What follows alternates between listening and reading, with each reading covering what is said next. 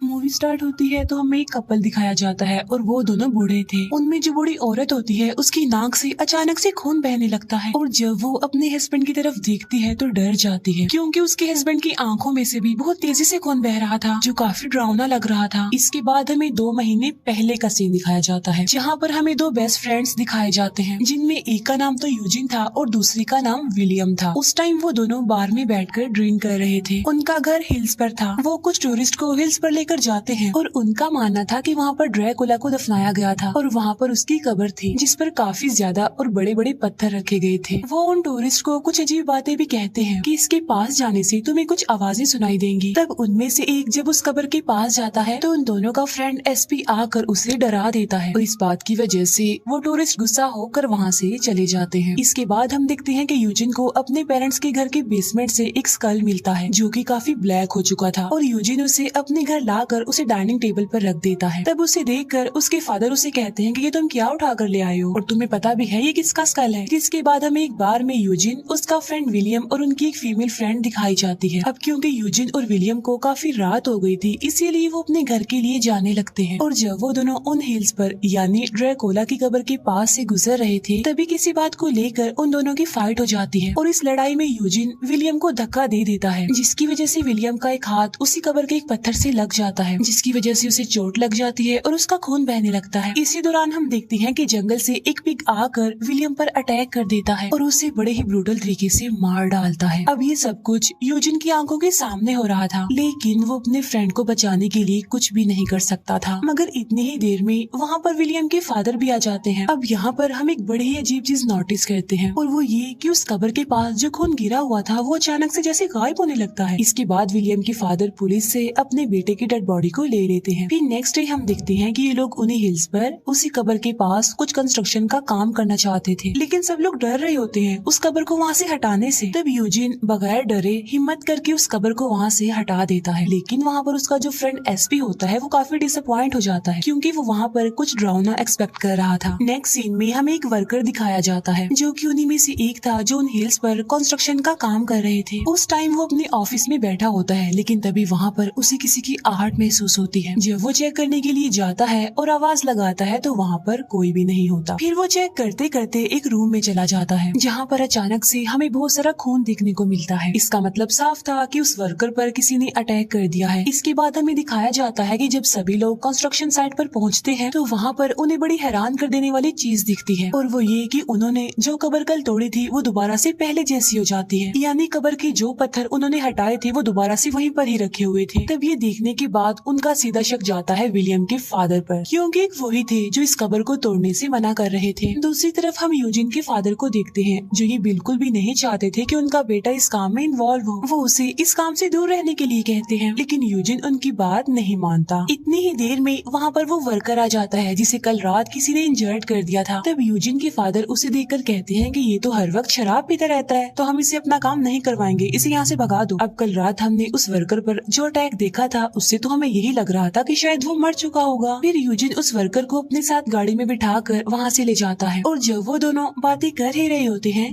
कि तभी अचानक से वो वर्कर यूजिन को काटने की कोशिश करता है। तब उससे बचने की कोशिश में गाड़ी का बैलेंस खराब हो जाता है और उसका एक्सीडेंट हो जाता है। अब क्योंकि यूजिन के फादर भी उन्हीं हिल्स पर थे इसीलिए वो ये सब कुछ देखकर फौरन गाड़ी की तरफ भागते हैं। तब यूजिन को वो जल्दी से गाड़ी से बाहर निकाल लेते हैं लेकिन वो देखते हैं कि वो वर्कर तो गायब हो गया है और वो उसे ढूंढने लगते हैं लेकिन वो वर्कर उन्हें कहीं पर भी दिखाई नहीं दे रहा था। फिर वो सभी लोग मिलकर अंधेरे वाले कमरों में जाकर टॉर्च की मदद से उस वर्कर को ढूंढने की कोशिश करते हैं और तभी एक टॉर्च लाइट उस वर्कर के फेस पर पड़ती है। उस वर्कर की हालत काफी खराब थी, वो काफी इंजर्ड था, उसके फेस की अलग अलग जगहों से खून बह रहा था। यहाँ पर जिस आदमी के हाथ में टॉर्च होती है वो वर्कर उस पर अटैक कर देता है और उसे बड़े ही ब्रूटल तरीके से मार डालता है। इसी दौरान यूजिन की फीमेल फ्रेंड वहाँ पर पहुंचकर एक पोल की मदद से उस वर्कर पर अटैक करती है और वो उसे पोल से इतना ज्यादा मारती है कि उसका दिल ही पोल के साथ लगकर बाहर आ जाता है और यकीनन काफी भयानक सीन है ये। लेकिन हैरान कर देने वाली बात तो ये है कि वो वर्कर अभी तक जिंदा ही था, अभी तक उसमें सांसें बाकी थी। तो वो सभी लोग उसे दफनाने लगते हैं और उसे एक बड़े से डिच में लाकर डाल देते हैं लेकिन इसके बावजूद भी अभी तक वो खत्म नहीं हो रहा था, अभी तक वो मर नहीं रहा था बल्कि वो किसी बीस्ट की तरह उस पोल की मदद से बाहर आ रहा था मूव करके। अपनी आंखों के सामने ये होता देखकर वो सब लोग काफी डर जाते हैं लेकिन यहाँ पर यूजिन की फ्रेंड उस वर्कर पे मशीन की मदद से मिट्टी डालने लगती है, जो कि काफी समझदारी का काम था। वो ऐसा इसीलिए करती है ताकि वो पूरी तरह उस कब्र के अंदर दफन हो जाए और बाहर ना आए। लेकिन तभी हम एक और बड़ी अजीब चीज नोटिस करते हैं, और वो ये कि उस वर्कर ने जिस आदमी पर अटैक किया था उसकी बॉडी से निकलने वाला खून आहिस्ता आहिस्ता करके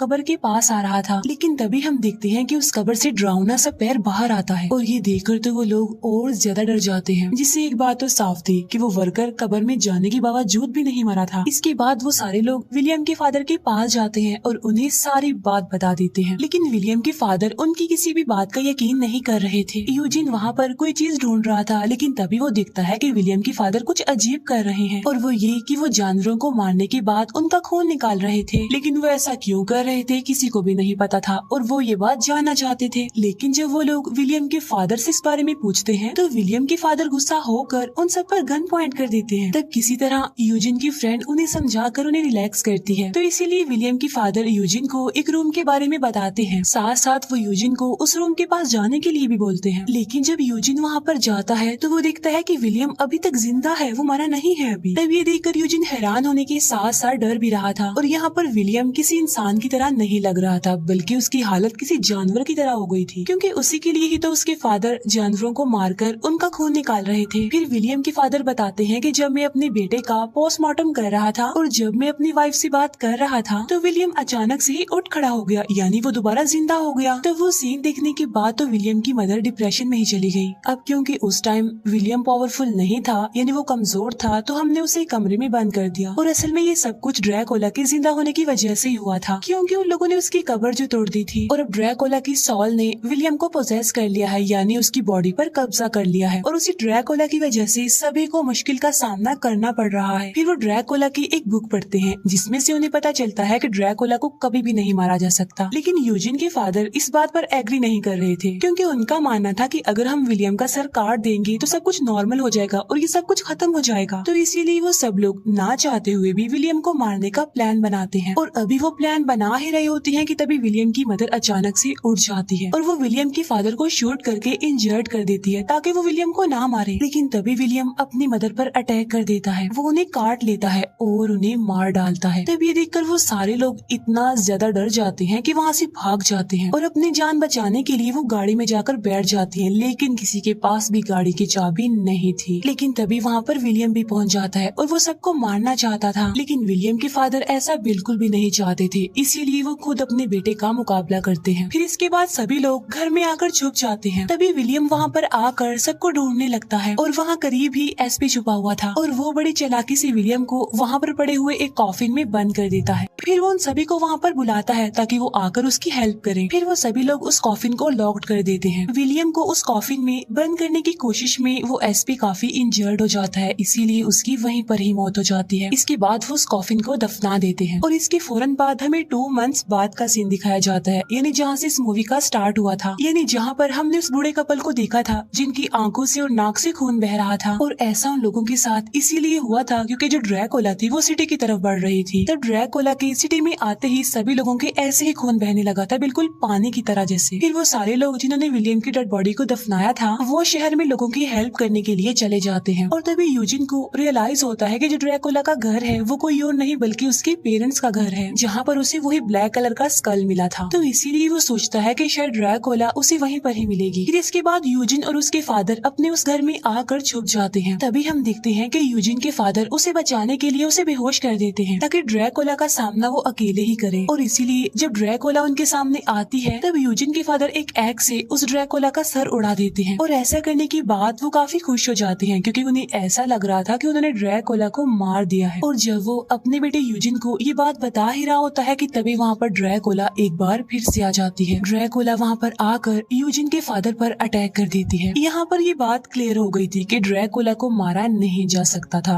यानी जो उस किताब में लिखा था वो सही था। फिर इसके बाद यूजिन अपने फादर को लेकर एक ट्रैश पाइप के जरिए बाहर आ जाता है, और जब वो देखता है कि वहाँ पर सनलाइट आ रही है तो वो अपने फादर को लेकर एक जगह पर जाकर छुप जाता है। वो वहाँ पर छुपकर देखने लगता है क्योंकि उसे ऐसा लग रहा था कि शायद ड्रैकुला धूप में जलने से मर जाए। लेकिन वो देखता है कि सनलाइट का ड्रैकुला की बॉडी पर कोई असर नहीं हो रहा था। तब ये देखकर यूजिन काफी डर जाता है और वो अपने फादर की जान बचाने के लिए उन्हें घसीटते हुए एक जगह पर ले जाकर छुपा देता है। तब यूजिन के फादर उसे बताते हैं कि ड्रैकुला को रोकना और इसे खत्म खत्म करना बहुत जरूरी है। तभी हम देखते हैं कि यूजिन के फादर को जिस पैर पर चोट लगी थी, यूजिन उस टांग को उनकी बॉडी से अलग कर देता है और जैसे जैसे ड्रैकुला उसकी तरफ बढ़ रही थी उसका डर भी बढ़ता जा रहा था। यूजिन उस टांग को तोड़कर उसी टांग से ड्रैकुला पर अटैक कर देता है, जिससे ड्रैकुला फौरन जाकर एक ब्रिज में गिर जाती है और बगैर टाइम को जाया किए यूजिन फौरन उस पर मिट्टी डालने लगता है और फिर वो उस जगह पर बड़े बड़े पत्थर रखने लगता है ताकि ड्रैकुला वहाँ से बाहर ना आ सके। इतनी ही देर में वहाँ पर यूजिन की फीमेल फ्रेंड आ जाती है और उन दोनों को रेस्क्यू करती है। इसके बाद हमें 3 महीने बाद का सीन दिखाया जाता है, जहाँ पर हम यूजिन और उसके फादर को देखते हैं। यूजिन के फादर ने अपनी एक टांग खो दी थी, लेकिन फिर भी वो जिंदा थे। वो यूजिन को बता रहे होते हैं कि मैंने घर की सफाई की है और मुझे कुछ पत्थर मिले हैं। फिर यूजिन उन पत्थरों को लेकर ड्रैकुला की कब्र पर जाता है और वो उन पत्थरों को उसकी कब्र पर रख देता है ताकि वो और मजबूत बन जाए, ताकि वो ड्रैकुला कभी भी बाहर ना आ सके। और इसी के साथ ही हमारी मूवी यहीं पर एंड हो जाती है।